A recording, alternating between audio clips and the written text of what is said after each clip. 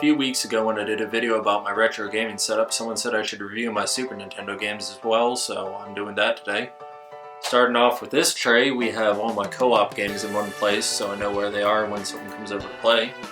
First off, we have Donkey Kong Country, followed by Donkey Kong Country 2, Diddy Kong's Quest, then Turtles in Time, one of the first games I played on Super Nintendo. Tournament Fighters, it's like Street Fighter but with turtles. NHL 95, a fantastic two-player sports game. Joe and Max, like Super Mario World but with cavemen. Top Gear 2, a great two-player racing game, and it's also one of the first ones I played on Super Nintendo. NBA Jam Tournament Edition. I assume you work towards some sort of championship in this one. I'm not really sure, I haven't gotten too far into it. Tetris and Dr. Mario. You know, it's basically the NES games on a Super Nintendo cartridge, but it's still fun with a friend. And finally we have Kirby Superstar. I love the Kirby series a lot. A friend and I played Nightmare in Dreamland so much on Game Boy Advance that we got 100% on regular mode and Meta Knight mode, if that tells you how many hours we put into that game.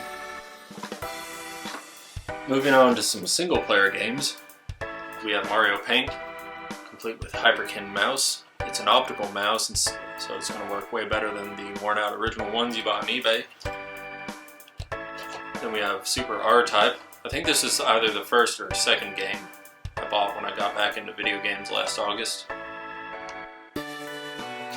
Gradius 3, a fantastic game, but that damn bubble stage makes you want to throw it out the window. Wing Commander, another good game. I haven't gotten too far into this one, but I enjoy it so far. Miss Pac-Man. I'm not crazy about Pac-Man just because I played so much of it, but a good friend gave me this cartridge, so it means a lot to me for that reason.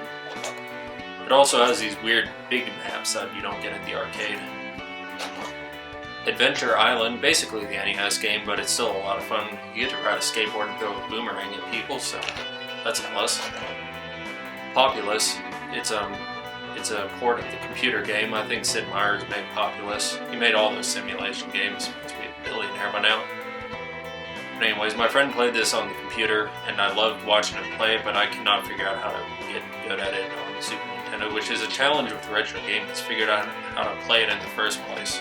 Then you can worry about beating it. Jungle Strike, another game I'm not particularly good at it, but it is a lot of fun to go around shooting stuff, even if you wind up blowing up a few civilian cars. Brunswick World Tournament of Champions. This one actually has a video store sticker on it from McMinnville, Tennessee, so it's cool to have a little piece of local history. I'm in Middle Tennessee, if you don't know. And last we have Super Tennis, another good cheap game on the Super Nintendo. So this is the last tray I have to show y'all. First off we have Zelda: A Link to the Past, followed by Mega Man X, and Terranigma, which is a Japanese-only game ported to a Super Nintendo cartridge. We have Whirlo, a green cartridge, green and transparent. It's a Japanese-only game about finding crystals to save your son. It's actually the sequel to something on the NES, I believe. I've read people either love or hate it, so I personally love this game. If I had to sell everything in the collection other than one game, I'd keep this and get rid of everything else.